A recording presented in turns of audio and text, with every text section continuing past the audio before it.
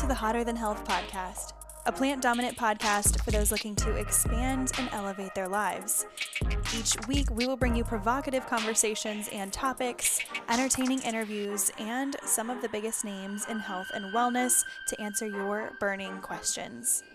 You will leave each episode with tangible tips and takeaways and understand what it truly means to live an energized and optimized life.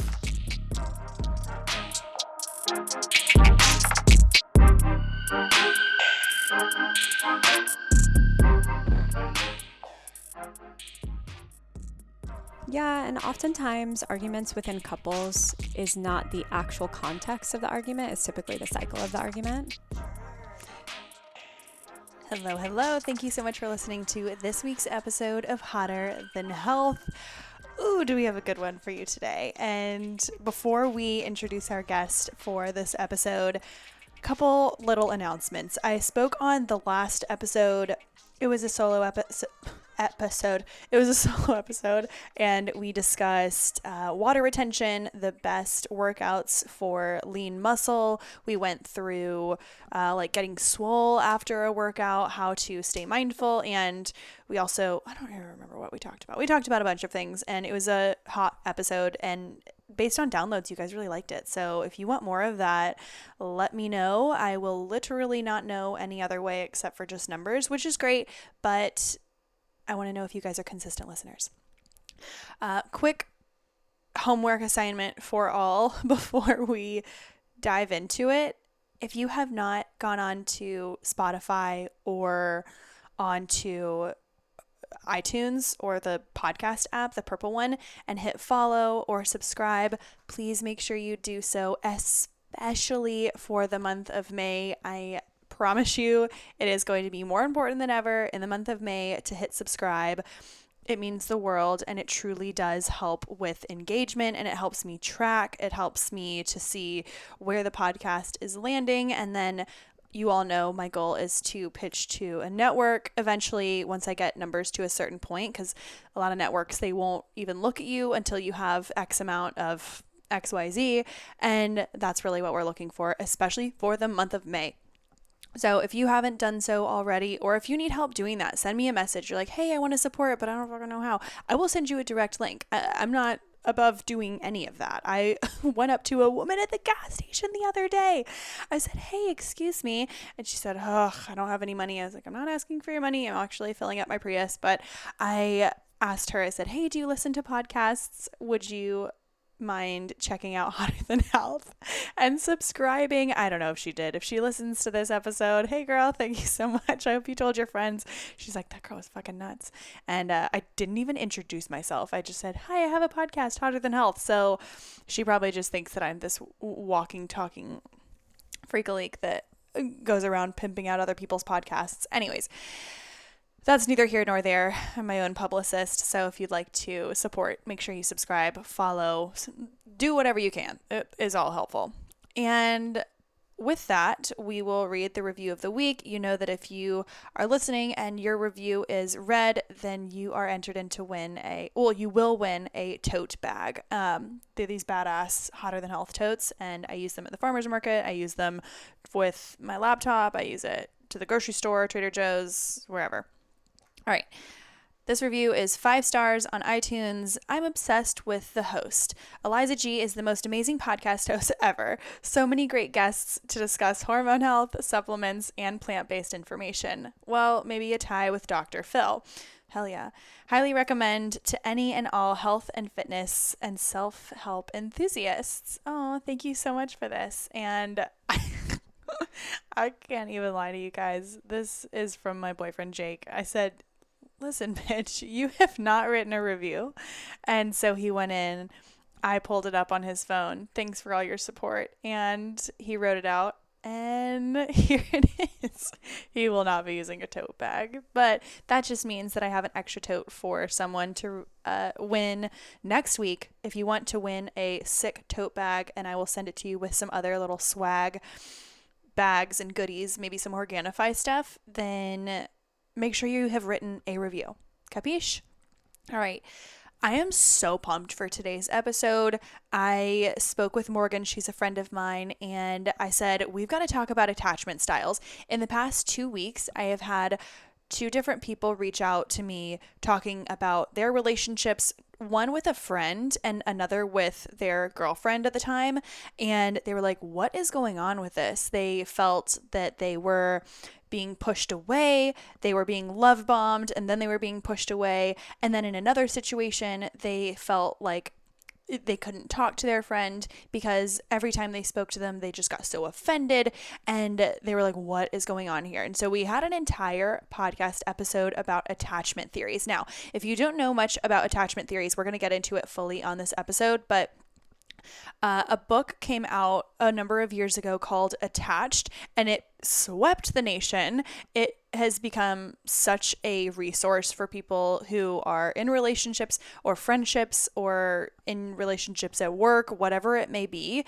It just really teaches you a lot about yourself and about other people and about their attachment styles. So I liken it to love languages or an Enneagram, getting to know a little bit more about yourself. So if you're one of those people who likes watching or taking quizzes online, you're going to listen to this episode and you're going to be able to put yourself into a category. Obviously, everyone is a little bit of everything. Nobody is exactly one thing or the other. Some people actually are. But what I think is great about attachment theory is that you can get out of it. You can change yours, sometimes for the good, sometimes for the not so good. But again, we're always evolving as humans. So I do think that you can put into practice a lot of techniques and tools that will help you get out of a certain attachment style that might not be beneficial to you. I know there have been periods of time where I've been in extremely anxious attachment styles, always feeling like I'm not safe in a relationship, and that could be a friendship. It could just be super anxious, and those are not pleasant to be in. So if that's something that you have struggled with, or if you're in a relationship and someone's super avoidant, this is for you. And it kind of goes into why that might be the case. Morgan is just an absolute dream. She has been on the podcast 2 other times. This one, I will say, has better audio quality. Y'all will be pumped about that, I promise you. But a little bit about Morgan. So she has a BA in psychology, an MED in counselor education, and a professional counseling licensure in the state of South Carolina. She uses her therapeutic work weaving together a unique therapeutic approach, infusing sessions with practices to assist you in developing compassion, mindfulness, and emotional intelligence and coping skills.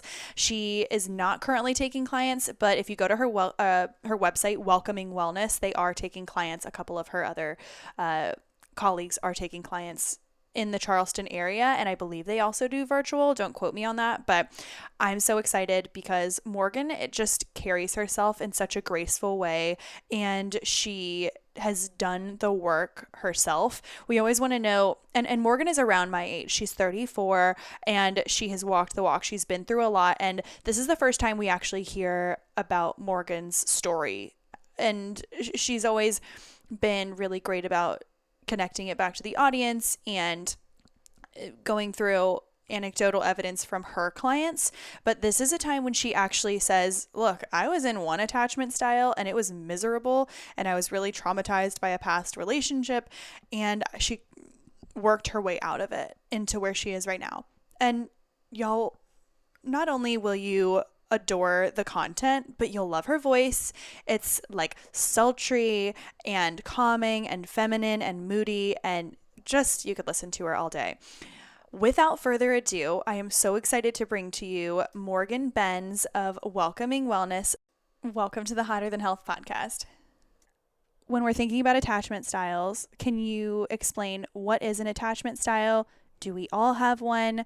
How do we know what we are? What are they? Yeah. Like, there's so much to know behind attachment styles. Goodness, so much to know. I think this is such, you're right, Eliza, just like such a hot topic. I think we all certainly should be aware of our attachment styles if we have the resources to, and explore them. I think they're just vital to our being and how we behave and interact and respond to other people. So typically attachment styles are formed at infancy.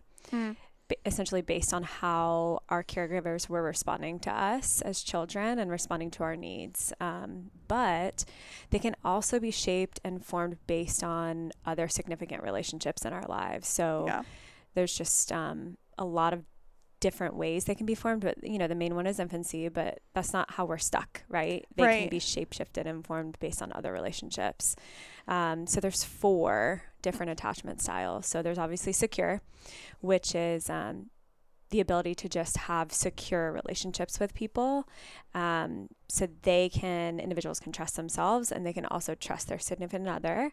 They have relative ease in their relationships, and they're able to depend on other people without being totally dependent on that person as well. Mm-hmm. Would you also consider secure relationship attachment styles? Would you consider them to be the type of people who they recognize red flags and they're like, nope, I'm fine without doing that, and they're not attracted to them? Absolutely. Okay. So securely attached people know their needs, they know their boundaries, and they're able to be really assertive about those things. And they're very aware of, just like you're saying, those red flags. Okay. Yeah. Okay. So typically securely attached people seek out other securely attached people. That must be nice. Yeah. Which makes things so wonderful in relationships, doesn't it? So then there's also anxious attachment style. So this is an insecure attachment style. And this is it's marked by a very, very deep fear of being abandoned. Anxiously attached people really tend to be very insecure about their relationships, often worrying that their partner is going to leave them. So sometimes they can be very needy or clingy and get very anxious when your partner doesn't text back or respond to you or share where they are, what they're doing, and constantly feeling like that person doesn't care about you. Yeah. So that is certainly an uncomfortable space to be existing in. And you mentioned this before we started recording, that because I've seen friends start as what I think is secure, and then based on that relationship end up being super insecure. Absolutely. And then they're jaded. Okay, so we'll talk about that. Yeah. Okay. Absolutely. I mean, we can go there. I think that's definitely something that we forget, that these relationships that we have been in, particularly at, age 30, 35, 40, we all show up with baggage, right? We have been through experiences. We've all been through relationships. So those relationships have shifted us and formed us in the way we attach to other people. So yes, if there has been, maybe a breach of trust or some inconsistencies in a previous relationship, that can certainly bleed over into the next. Inconsistencies is a really good word, because we were just talking about that. You don't realize how much of a luxury it can be to have someone in your life who is consistent. And it might not always be 10 out of 10 perfect, but they are there. They show up, what you're getting with them. So I think that's also good to know, because you can start being insecure, but then end secure based on the person you're with. Certainly. Certainly. And I think, that leads to a desire for safety, right? In a relationship, not only physical safety, but emotional safety. And consistency can provide emotional safety for us. Sure. Especially when if you had a volatile childhood, maybe you move. And this is not to say you had to have a bad childhood. It's just things were up and down. Maybe you moved a lot, or you saw a lot of relationships happening. Is that what you normally see? What are some things that you see in anxious attachment styles what are some common trends? So it can be something as simple as a parent not being emotionally available because they work too much, right? It doesn't have to be abuse or neglect. Obviously, a parent not being available for one's emotional need is some neglect there, right? Yeah. But it can be, just like you're saying, an individual moving a lot, or inconsistencies in parents staying together, like a parental divorce, abuse in terms of physical abuse, right? So a mother who might be narcissistic, or a father who might be narcissistic, and maybe making a child responsible for their emotions. So there's a lot of different ways that anxious attachment style can form, but the basic foundation is that the child's needs are not being met, and that they are not receiving the care and receiving the emotional comfort that they need and desire as a child. Because that's what we're born into this world, with the basic need to be safe. Of course. And it's a fundamental, I feel like it's a right in relationships. You deserve this. Yes. Oh, that's such a great way to put it, Eliza. And then you also, it reminds me that you're able to,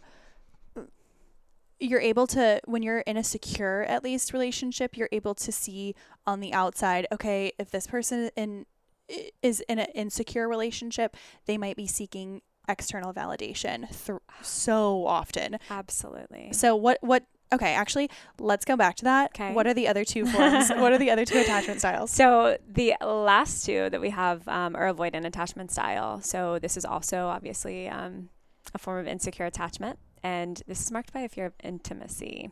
So people with avoidant attachment style tend to have trouble getting really close to each other or trusting others in relationships. And relationships can make them feel very suffocated. And they typically maintain quite a bit of distance between their partners. Sometimes they can feel very unavailable in relationships or prefer to be independent. And typically very much rely on themselves. So that can be really difficult for the other partner in the relationship, right? Sure. I think of people in avoidant attachment styles as wild horses because they're so beautiful. You want to get to know them and they're smart, but if you move really slowly and you have secure energy around them, they're more likely to stick around, but slightly unpredictable. Sure. Slightly unpredictable. Yeah, there's quite a bit of mystery around them, huh? That's actually a really good way to put it. Mystery. Let's say mystery. That's nice. And then what's the fourth? Yeah, the last one is fearful avoidant. So this is actually a combination of both anxious and avoidant attachment styles. So people with fearful avoidant typically crave affection and also want to avoid it at all costs. So quite a dichotomy. They're reluctant to develop a close romantic relationship, yet at the same time, they have a dire need to feel loved by others. And oftentimes these individuals have been raised under some sort of traumatic circumstance or severe abuse or neglect. Okay. I actually hadn't heard about that one. I knew there were 4. Or for some reason, I thought there were 4, but I didn't realize that fearful avoidant. Okay. And before we go into a little more detail in that, can you paint a picture for what each person would look like? So, okay, we're in Charleston. Let's start with secure. Give them a name. What are they doing? How are they acting when they go out? And maybe how are they acting if they're in a relationship? So a secure person. Okay. So a secure person is very in tune with themselves, right? So they know their needs. They are independent, but also are still relying on each other, other individuals, whether that's friends, other relationships, but they're not totally dependent. This person is able to sort of like communicate what their needs are, be receptive to the other person's needs without getting defensive. Oh, okay, that's a good one. Yeah, they're capable of trusting the other individual to go do things, experience life, adventure without them, but also has desire to exist in spaces with them and live in their relationship in their world together. Yeah. So there's a not only trusting of self, but huge trust of the other person and individual. Because why wouldn't they? Right. You know, but then once that person dishonors them or trust is breached, then are they easy to come back to it? Are they like, absolutely not, fuck no, I know my boundaries, I'm not into this? I guess it's all based on the situation. Yeah, certainly based on the situation, but I think communication probably is biggest thing for secure attachment styles because they're capable of communicating what their needs are and also capable of listening to what the other individual's needs are and also know and understand what their boundaries are and also know and understand how to give and love the other person as well. Yeah, that's a really good point. Knowing what feelings you're having, how to observe them, and then how to communicate that to the other person. Yeah. That's huge. And knowing their worthiness. Securely attached people really, really understand what their worthiness level is, which should be really high, and also have good self-esteem. We like these people. Yeah. This is good people. Yeah, this is what we are all striving for. And, okay, what about anxious people? So paint a picture. They're out. Let's say, okay, I want to give you a scenario. Okay. So for an anxious person, they are 28, 29. They're out at like a wine bar. They're doing things with girls, whatever. And then this is a girl, having some wine with friends, but then only 2 or 3 friends are left at the end of the night, and they start talking to a group of guys, and the guy gets her number, and they've hit it off. They're having a great time, and he's like, hey, let me get your number. I'll text you. He doesn't text her. Aww.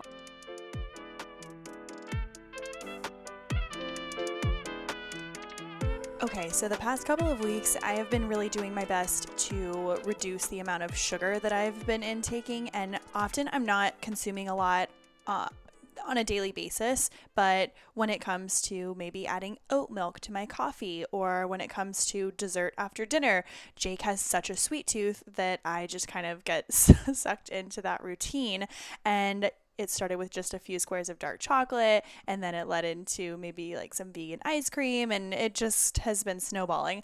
And then after Easter and after a couple of weddings, I have been feeling incredibly inflamed, and I'm super, super sensitive to sugar. I always have been my entire life, and I made a commitment that I wasn't going to just get rid of my dessert or my little sweet treat at the end of the night. So instead of having a regular dessert or my normal Trader Joe's dessert, I have been using Organifi's chocolate gold. Okay, so the chocolate gold is actually an adaptogenic mushroom elixir with cacao, and it is incredible. It has this creamy, coconutty, chocolatey flavor. It's basically a healthy hot chocolate that you have at night.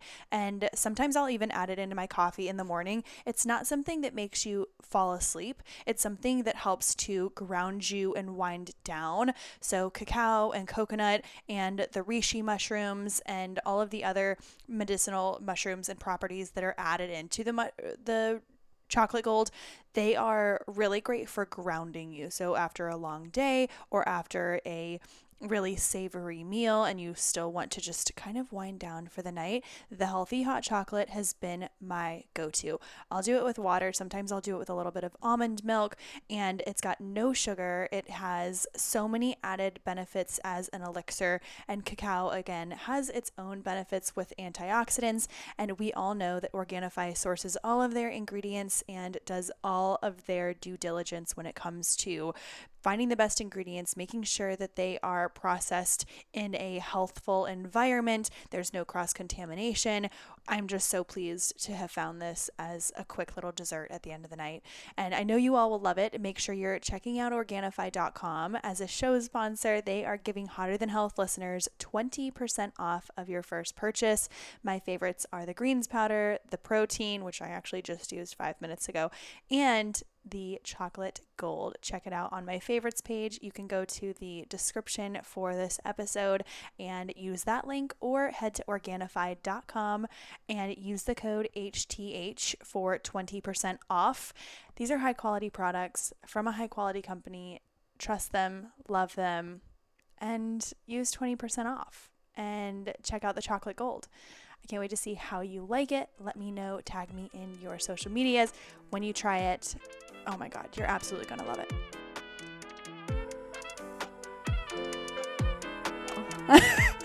How is that playing out? It's That's obviously okay. It's totally okay, but rejection is appropriate. Yes. And healthy, So but yes, with different attachment styles, how would an insecure attachment style maybe react as opposed to a secure? I think a secure individual would respond with, okay, I have healed. I have done my work to understand that rejection is okay, appropriate, and I am okay. Mm-hmm. An anxious attachment style would very much be disappointed in the lack of validation from this person. Oh, okay. So I am not worthy enough of them reaching out to me. I did something wrong. Maybe I go search for them on Instagram and send them a message. Like comparison. Yeah, exactly. So maybe this person like didn't see enough in me.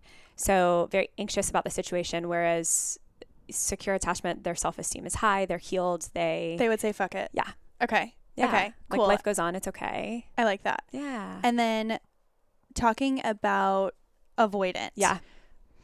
Okay. Can you break down the differences in how a person with, did we say that it was anxious avoidant and fear avoidant?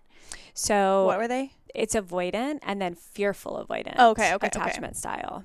Okay. So paint me a picture of both of those. Sure. Like what would a relationship with a avoidant person look like, and what would a relationship look like with a fearful avoidant person? So avoidant attachment styles typically don't exist in relationships or healthy relationship. Well, fearful avoidant or regular avoidant? Both. But Okay. in terms of avoidant attachment style, they have trouble essentially getting close to others and trusting others, right? So that's really difficult to maintain a relationship. They simply have no desire to, because they feel suffocated by their relationship. So they typically maintain a lot of distance with their partners. So maybe obviously there are so many people that tolerate that, right? And that are okay with that.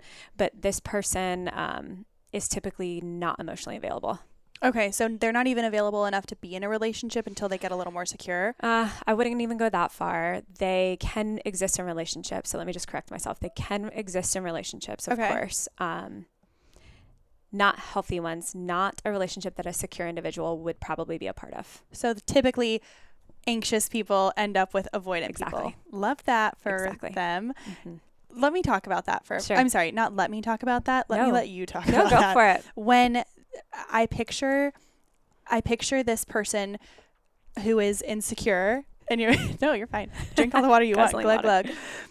When an insecure person is in a relationship with a avoidant person, it might seem like, because I feel like I've been on a edge of that before, and it's definitely, it always evolves once you recognize it, but it could be that you're almost getting the validation that you're thinking in your thoughts from that person because they're not validating you at all. And you just want to crawl and keep clawing at that because maybe that's what you're used to by feeling like, oh, I'm never good enough.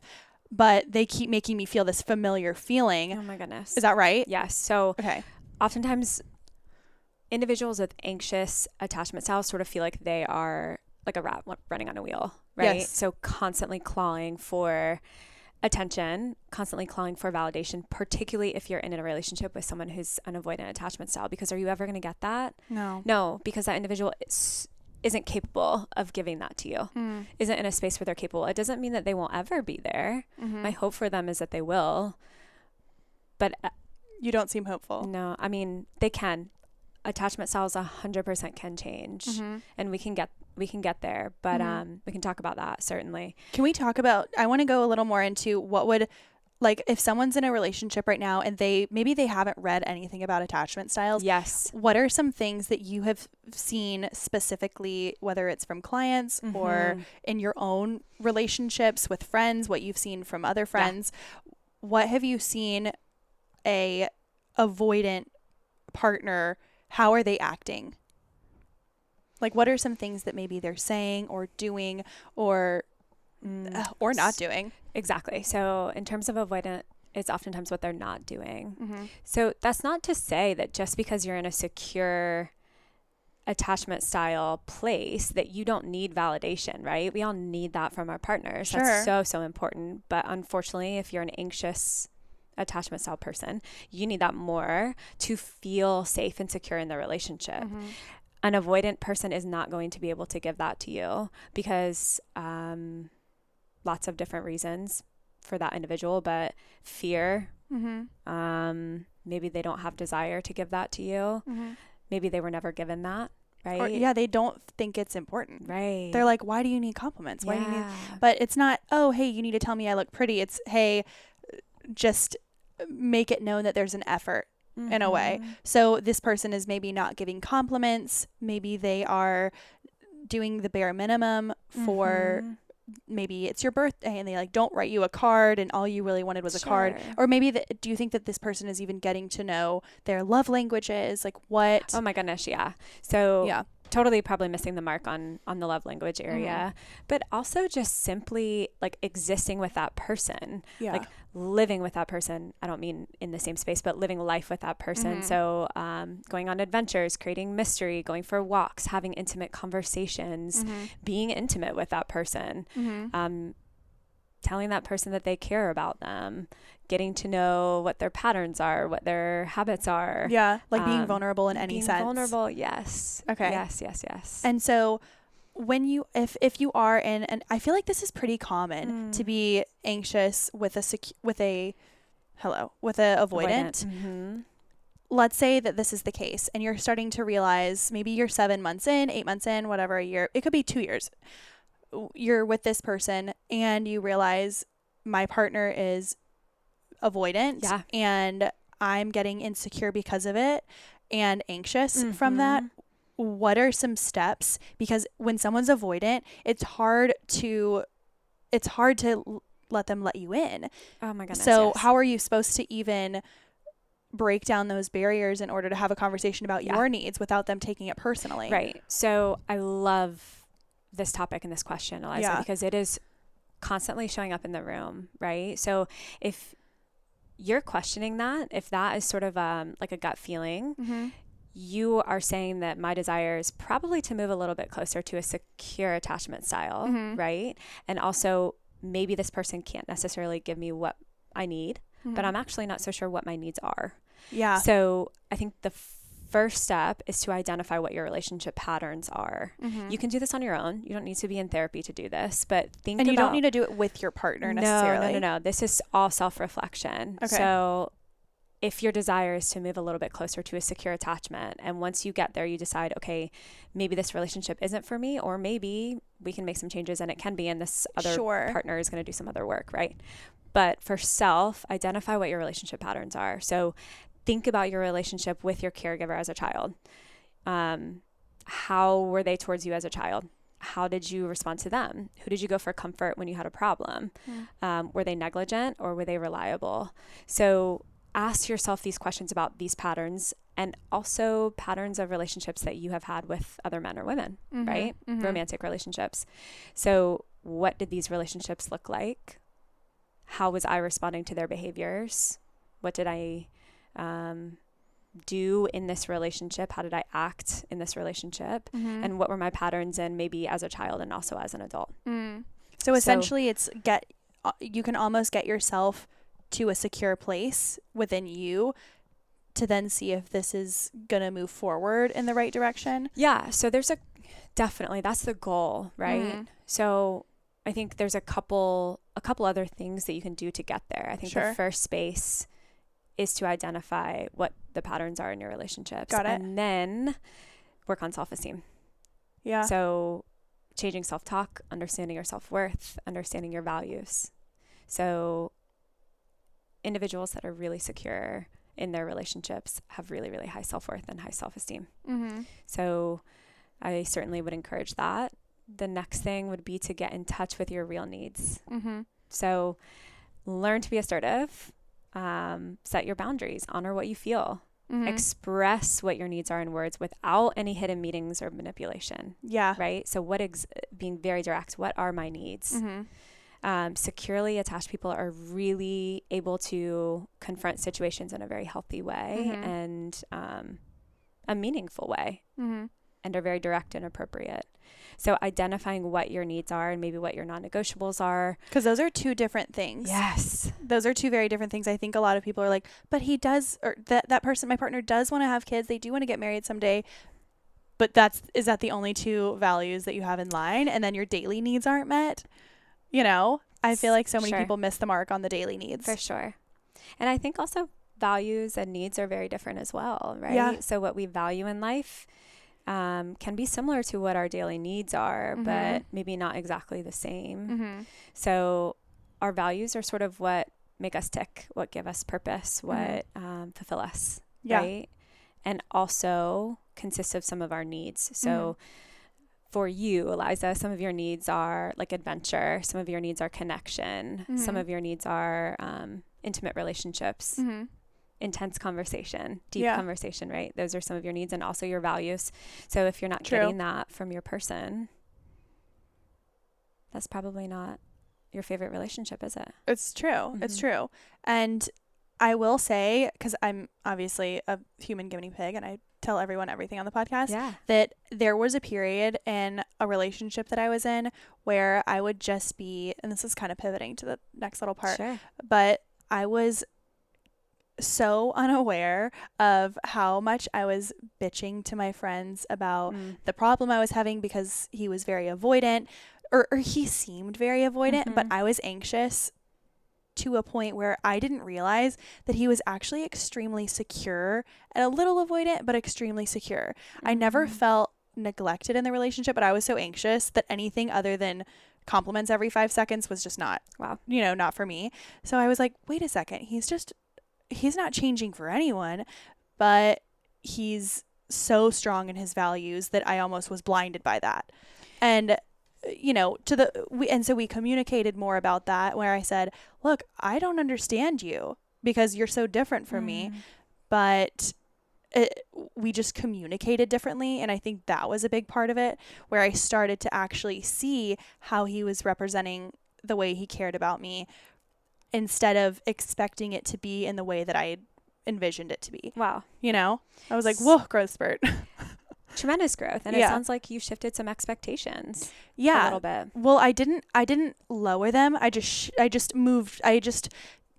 reshaped them a little bit. Oh, I love that. But without settling. We were talking about this before, and it felt in the moment, I was like, wait a second, am I settling for this? But then I realized that I'm not. It's just what a relationship is. It's writing a story and editing it and rewriting it and editing it. So many sloppy copies. So many copies, so many drafts, so many edits. And I think, this is totally segueing and kind of transitioning, but I think sometimes we are seeking some sort of perfection in relationships and our significant other. And sometimes we think, okay, if these things aren't being met or this person isn't being the way I need them to be, and let me rephrase that, this person isn't doing the things that I want them to do or being the person exactly I want them to be, they're not made for me or they're not my soulmate, when maybe not necessarily true. There's going to be someone else that you can certainly be with, absolutely, but there will be other things that you feel the same way about that person, right? Maybe not the exact same things, but no person is ideal in perfection, right? I think you could probably say some things about every individual that you're with that maybe you didn't like. Sure. I mean, there are a million things about Jake that I'm like, I just wish I would just kick him in the balls every single day. But he could say the same thing about me. Exactly. And then at the end of the day, we come together and we can laugh about those things. Certainly. Sometimes. But that brings me to our next point, that is, quote unquote, the perfect relationship. I said, Morgan, on the podcast, just let me know what has been coming up so often in this room. And you were like, the perfect relationship does not exist. And I know that seems cliche to say, but what are some things that you're hearing in the room that are sparking that conversation of people expecting the perfect partner? Yeah, there's been a lot of just conversations about dating and finding the one, right? And I think in a good way, there's so much accessibility. Our sea of individuals that we can choose from is astronomical. So that's a really lovely thing, but that's also something that can cause massive uncertainty in the choices that we have to make when we have such this sea of possibilities, which is crippling. It's overwhelming. It's crippling. So there's absolutely no certainty that we are going to choose the one. There's no solution to that. There's no solution to this uncertainty. It's something that we have to exist with. So we're not guaranteed that someone is going to remain who we thought they were. People change. And there's also no guarantee that this is your person when you decide that it is your person, right? Whether that's committing to a relationship, engagement, marriage. People change. Relationships are very uncertain. That is the one thing that is certain. You're dealing with the most unpredictable thing in the world, which is another human being. Absolutely. And something that I love so much that Esther Perel says, I think right now we have shifted relationships. Our person, we have this idea that our one person is expected to be our entire village. and they can't be. Yeah. They really cannot be. So this person is supposed to be our trusted confidant, our sexual partner, the person that gives us security, the person that we go on an adventure with, the person that makes us laugh, the person that brings supports us us down financially. to earth, like everything. Yes, everything. And that's just a wildly unrealistic expectation. Not that is a very, goodness, that is a very heavy burden to put on someone. So I think we have sort of shifted into this expectation that there is a perfect human, and it simply doesn't exist. That one individual cannot be our village. That's why we have friends and parents and therapists and mentors and community and gyms, right? So I think we have to sort of shift our idea about what our person means to us and what we mean to our person. And you really do have to choose. It sounds so cheesy, but you do have to choose that person, because if you have someone telling you, giving you advice all the time, telling you, okay, you need to go to the gym this many times, you need to eat this during the day, you need to read this book, do all these things, then it's less desirable to do. But absolutely. when you realize, oh, I'm going to start this journey, I'm going to read these books, I've been reading more books, I've been walking more and getting more out in nature, eating healthier, then it feels much better when you have selected to do that on your own. When you're not stripped of the power, basically. Yes, you know? Of course. So when we exist in relationships, there's no concept of ownership. Yeah. That's exactly what you're saying. We don't own someone.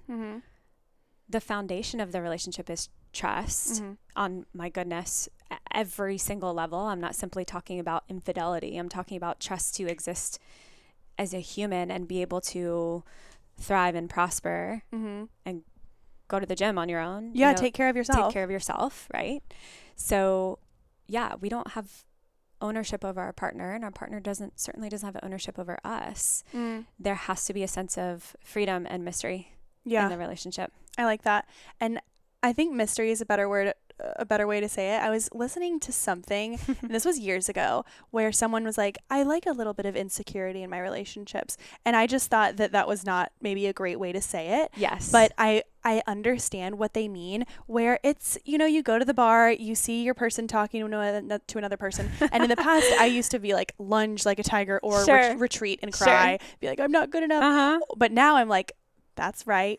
Like, that's my man. I'm like, thank you. And then I'll go up and like squeeze his butt. It's just it's a dynamic that is fun to have in relationships. That's so healthy, Liz. It's so healthy. And anyways, also, I've never met anyone that I trust, especially in the relationship, as much as the one I'm in now, because I feel like he could be in a room with 25 Playboy bunnies in a bed with them, and he would just be like, well, I got a new hunting rifle. He's not, it would not be like that, which is great.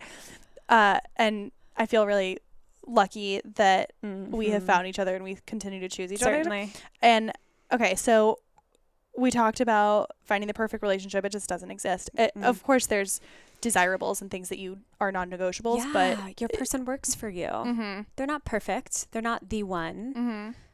Because at different moments in life, this might be, bursting bubbles, or people might not necessarily agree with my perspective on this, of course. But I think, at different moments, different people could serve you, right? Different people could be your people. So you choose, you're making a choice, right? To make things work. And like I said, rewrite and edit the story with your person.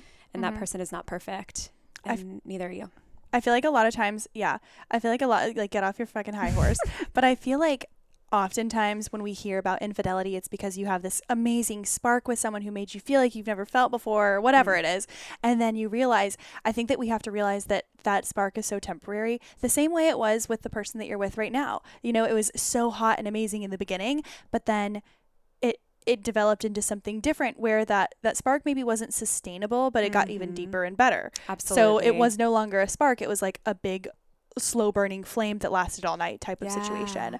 And when we think about cheating or infidelity of any sort, whether it's emotional, maybe you're just DMing, or like your guy downloaded fucking OnlyFans or something, but it's knowing that that spark will go away. Yes. So it's all about that instant gratification that people want. Exactly, Eliza. The tough thing about infidelity is, it's shitty. It's so painful. Incredibly painful, suffocating. But the infidelity is not about you. The infidelity is about that individual and something that they needed to explore, a piece of them that was missing, something that they were searching for. And that might be something that's missing in the relationship, but not always. So I believe that infidelity can be repaired. Yes, it's a very difficult thing, of course, and also if both people want that, but it's not. It's true if both people want to fix it. Yes, but it's what do you wildly think? painful. What do you think about infidelity that has happened multiple times? What if you had a best friend who was in a relationship for six years and everything was amazing, and this guy slipped up once in the beginning, or once in like after 2 years of dating, and then once after 4 years of dating, and there's still a little, obviously there's going to be something underlying because it happened twice. What do you say about infidelity happening twice in different instances? I don't necessarily agree with like once a cheater, always a cheater. Yeah.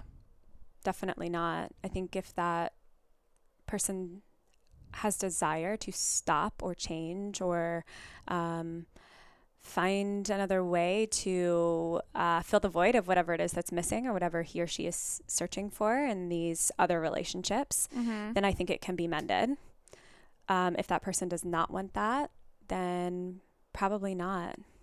But how do you, anyone, oftentimes people are going to say, oh, well, of course I want to be with you. I'm so sorry. I'll never do anything like this again. I want to get better. Maybe they start going to therapy. Maybe they start going and doing all this self-development or personal development.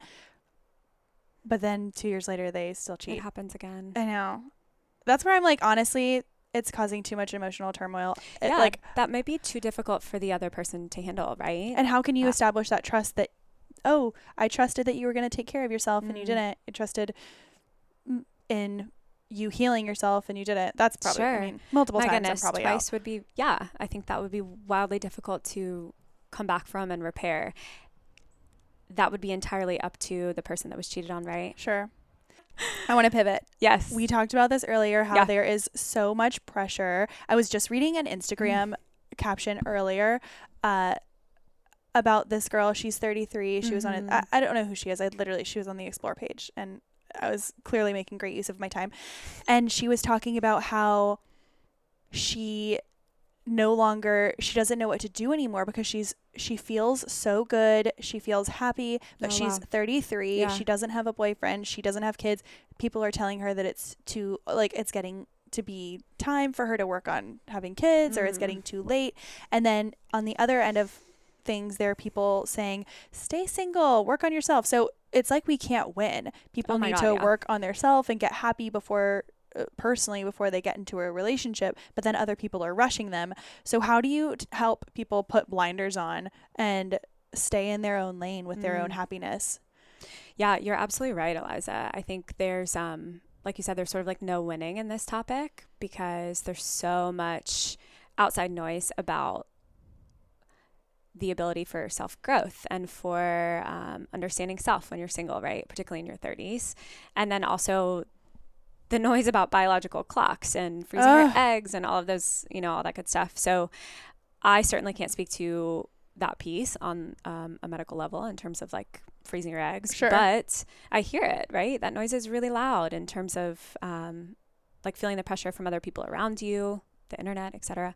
But I do think that first and foremost, if you're going to be single, if you're going to stay in your lane in that area and you like have desire to continue to do that, I would encourage you to heal your wounds. Number one. So this is going to prevent you from repeating behaviors in future relationships with self, understanding yourself, knowing your needs, your non-negotiables, what you will tolerate, what you won't tolerate. I think healing your wounds is probably my biggest piece of advice if you are in your 30s and staying in that lane. There is no handbook for where we are supposed to be and when. Things are changing. Things are more progressive. people are having children at all different ages at this point. Sure. People are getting married at all different ages. People are getting divorced at all different ages. Mm-hmm. So, yeah, I mean, I think after my divorce, my timeline, my idea of what life was going to look like was absolutely rocked. Mm-hmm. And the best way for me to have handled that certainly was, going to therapy. Sure. But also knowing that this is completely out of my control. Mm-hmm. I have absolutely no control over finding my person. I have absolutely no control over when I'm going to have children, or what my life is going to look like tomorrow. How old were you when you met your ex-husband? 18. You were 18 when you met him. Mm-hmm. How old were you when you got married? 25. Wow. Yeah. Okay. So you have really gone through it. You Yeah. have been through it at a young age. Mm-hmm. Okay. So did your attachment styles change throughout that relationship? Or were they like that the whole time and you would finally, like, I mean, there's only so much you can choose someone when something is going wrong. Sure. Yeah. I think we both grew in different directions, I think. Mm-hmm. I would say my attachment style certainly changed after the relationship. I did a lot of work in that area. Yeah. Yeah. Do you think it went from anxious to secure? Yes. Because I was going to say you present extremely secure. Thank you. That took a lot of work, right? Of course. But yeah, I certainly think that shifted and changed quite a bit after the relationship. And I was very intentional about that. Yeah. Very intentional about that. But not the biggest piece, but a very big piece of that was certainly feeling like I had failed, not only in this marriage, but also this idea of what my life was going to look like and was supposed to look like. When you were thinking, oh, I'll have kids at 27, it'll be perfect. Oh, yeah. All these things. Yeah. I, envisioned myself having kids by 30 and I woke up divorced at 29. So yeah, things were definitely shifted and changed, and that took time. There was a grieving process there. Sure. And there's also a grieving process for women that are single. It's an arbitrary grief. So it's a grief that we don't necessarily acknowledge or see, but it is daily. So if you're listening, please know that Eliza and I are acknowledging, and also other people that are experiencing the same thing are grieving sort of this life that you maybe expected or plan or have desire for that you don't have control over, grasping or changing. Yeah. And okay, and I don't mean to make this all about what the relationship, but I am curious when you ended up having your divorce, and then you did a lot of healing and you were intentional about the grieving process and really leaning into it. When you met your current partner, what was that situation like? Were you on apps? How were you handling apps? Did you meet him at a bar when you were like coyote uglying? What is happening? So no, I was not on apps. Because I feel like that's rare because a lot of people are on apps. Yes. And both ways are so lovely and so productive. It just happened to be a bit more organic for me. I was introduced to him through a friend. Got it. Was it like, hey, I want you to go on a date with this person, or just no, we're out? We were out. He happened to be in the same space as me, and the friend that I was with introduced me to him, and it just sort of happens very organically, which is really, really lovely. And the relationship has progressed tremendously. There has been work inside of the relationship that both he and I have done to ensure that it's at the space where we are now. So I had to continue my work, right? Also, not only if I want to serve my clients appropriately, I need to walk the walk. I can't just talk the talk. And also, if I wanted to be as healthy as possible in the relationship and for him to be as healthy as possible in the relationship, I certainly came in with some stuff, right? Some baggage. And he's so lovely and was so supportive and willing to work with that. Oh my God, he's such an angel. I just love him. And it was some work. Did you, so let's say someone's in a relationship and they've come with baggage and they don't want to waste time. They're like, hey, look, I'm 29, 30, early 30s, however old you are. Sure. I'm coming into a relationship, and you don't want to come off so hot that you're like, okay, you're this or that, get out. Right. You don't want to come off being judgmental, but you want to get to know people because they're not going to, maybe they won't open up immediately. Of course. Can you talk about how it's going to look when you're getting back into a relationship. You know your hard boundaries, you know what you're looking out for, but you also want to enjoy it a little. Yes. Oh my gosh, that's so great. So I think at this point in the age of 30s, late 20s, your pool of people is probably people that have already been in serious relationships, are possibly have been married and divorced, possibly also have children, right? So that's the pool that's existing, or they're single, but majority of these people are a bit older and have some of those life experiences. So every single person, majority of people that you are going to encounter or go on dates with will come and show up with some sort of life experience. We don't have to call it baggage necessarily, but life experience. So my hopes is that those people have healed from those experiences. And that's what I would encourage you to look for, right? Not that these people don't have any like hard life shit. Sure. No. That gives them depth and stories to tell. Exactly. But that they have done some healing. And that doesn't necessarily mean that this person has gone to therapy, but that would be an added bonus. Absolutely. But that person has done some inner work or has done some healing in the areas that they've struggled with or gone through. And is self-aware. Yes, self-aware. So maybe that person is an excellent communicator. I think directness is probably top non-negotiable for me, right? So if we're past the point of games. We're adults. We should date like an adult. Yeah. So I think directness is a very admirable quality, and from both men and women.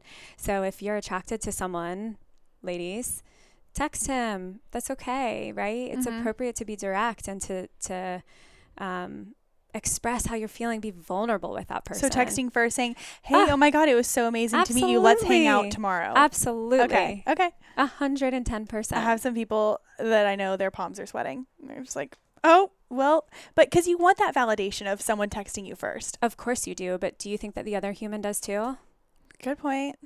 They can still hold the car door open for you 100%. if you text them first. Yeah, I think chivalry and tradition can go both ways, right? But yes, we have desire for that. Like lots of women have desire for that traditional,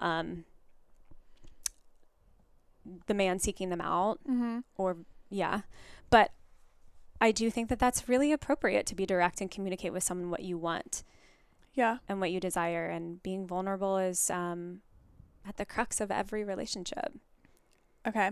And if you get rejected, that's okay. You're at the point in your life, I hope, where yes, rejection hurts, it stings a bit, but you're going to be okay. Yeah. That's not your person. I think that if we got rid of all the outside noise and social media, and next month I'm doing a social media cleanse. Amazing. Like I'm not doing it. Amazing.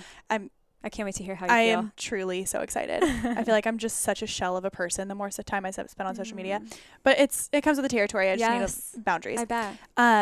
But getting rid of things that don't make you present and that make you compare is so monumental for self-growth, I've noticed. Wow. And I want to take a hard left. I want to take a hard pivot and talk about. Sure. Okay. I'm going to give you a scenario. Okay. Let's say Logan and Tanner, trying to have gender neutral names. Logan and Tanner are in a relationship. They're committed. It's been, let's say, a year and a half, and they live together. They just moved in at the 1 year mark.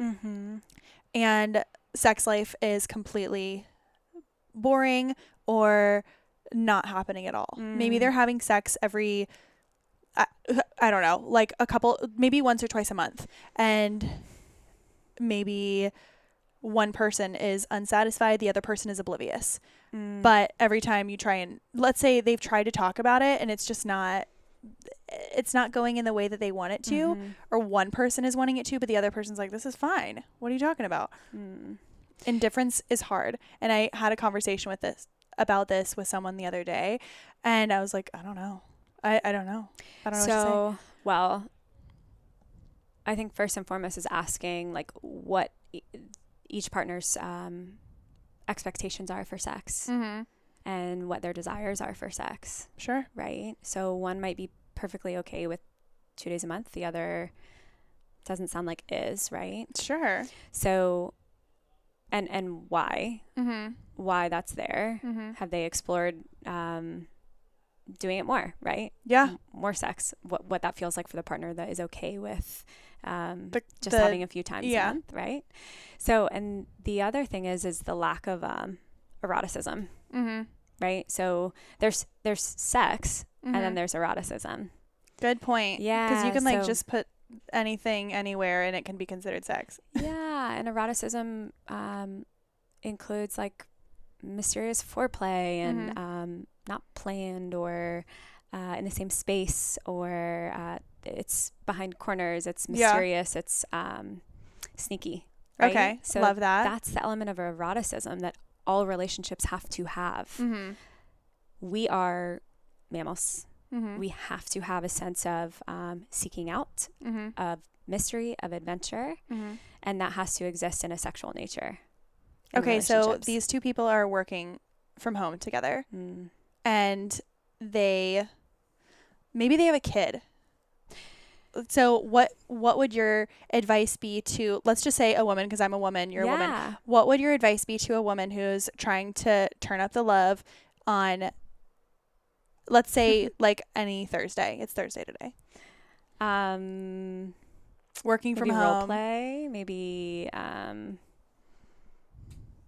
Do they send like a dirty ping on social or whatever? I was gonna say instant messenger because I'm 100. And they're like, hey, meet me in the boardroom at 2. Yeah. Kind of thing. Sure. Okay. Absolutely. Maybe obviously this is a different scenario, but like book a hotel room, like Love do it in a different space.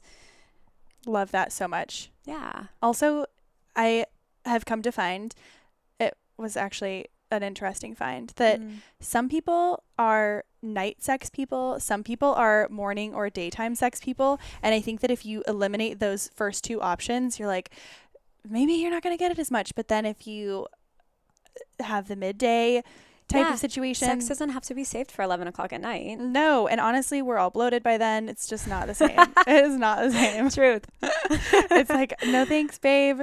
And everyone's tired. And honest to God, now everyone has all these apparatuses that they sleep with. People are on either melatonin. Maybe they've got their nose strips. Maybe they're taping their mouth. And like, that's not sexy. Preach. And I want to get in bed with my devices and my night creams on. Sleep is vital. Sleep is vital. Like, I don't need anything nasty on my silk pillowcases. Okay. I was just curious about your thoughts there because I feel like I do hear a lot of people, they don't say this, but it could be, what if they're seeking validation through sex? Maybe they're not getting intimacy in conversation. Maybe they're not getting intimacy in, maybe some of their other needs aren't met. So they're filling in through that validation. Absolutely. Which is challenging. And so again, I guess communication is just everything. Everything, Eliza. Communication is everything, and it works both ways. And if you're scared to tell your partner that this is a problem, maybe that's another problem. Absolutely. Oh my goodness, that is absolutely a problem. Because it's hard to keep bringing something up that's a problem if you know they're going to react with aggression or disdain of any sort. Yeah, and oftentimes arguments within couples is not the actual context of the argument. It's typically the cycle of the argument. Sure, good point. So, my goodness, I would highly encourage couples therapy if that's it is typically the case. It's not the context of what you guys are arguing about. It's the cycle of the argument, where both people are feeling specific emotions that are really deep rooted. And so that's why they're eliciting the responses they're eliciting, not at all because of the context of the conversation. Yeah. Got it. So that definitely is important to explore in a relationship. So basically everyone just needs to communicate, and if that's not going well, then get therapy before 100%. You try it. I think that, it's nice now that everyone gets therapy. I feel like therapy is just like the new happy hour. People are like, yeah, I have therapy at 1. It's gotten so nice, especially with all the online platforms of therapy. How fortunate are we to have so much accessibility to so many mental health experts and resources. It's amazing. So many. It's amazing. It is amazing. And the other thing on communication, it needs to be neutral, positive, and negative. So neutral conversation, neutral communication that's not heightened. Positive conversation that is maybe compliments, etc., or appreciation. And then also maybe some things that there are frustrations existing between the two people. So it all has to be communicated, not just the bad shit. Is there anything else that you have seen in the room recently that you feel is important to bring up for men or women, mostly women who are listening? Yeah, I just think constant work on self-worth, constant work on self-esteem and who you are and what your values are, and that those are shifting, right? Our values and needs shift as we get older, as we have different experiences, but also that they are the core of who you are and that those shouldn't be rocked. No one should be able to strip those from you or take those away from you. So as long as you are really understanding your self-worth and working to enhance that about yourself and your self-esteem, I think that you can shift really, really close to a secure relationship style. I love that. And that's my desire, obviously, for all of my clients that we're working on that. If we're working on that, that's my desire for them, and that's their desire, their goal to shift towards that secure relationship with themselves and also with others, right? I like to hear that kind of feedback because it's more than just positive affirmations. Oh my God. I'm like, those are nice. They're awesome. Yeah. Thank you. But it's like a little compliment. And again, it's not sinking deep necessarily. I think it's more about meditation and therapy and journaling but getting like the right journal prompts and asking the tough questions. Yeah. And anyways, I think that's and hopefully where we're going. Sure, I hope so. And ask yourself, like, what do I want to be about? How do I want to show up in where my values exist? Like, what do I want to be about in my life? And if that's for some family, for some adventure, for some exploration, for some religion, for some loyalty, service. Thank you so much Eliza, for all your wisdom. It's such an honor being on here. Aw. Truly. I think, what you're doing is just incredible. I agree. Your platform is I agree. Booming. You should be agreeing. That's what I'm talking about. No, self-esteem. It's sky high. I meant you. I believe that you are also booming. And I'll put all of the information in the show notes so that they can just click and email if they need to. But everyone, check Morgan out. She is fantastic. And I hope you enjoy the rest of your week. We will talk to you next Thursday.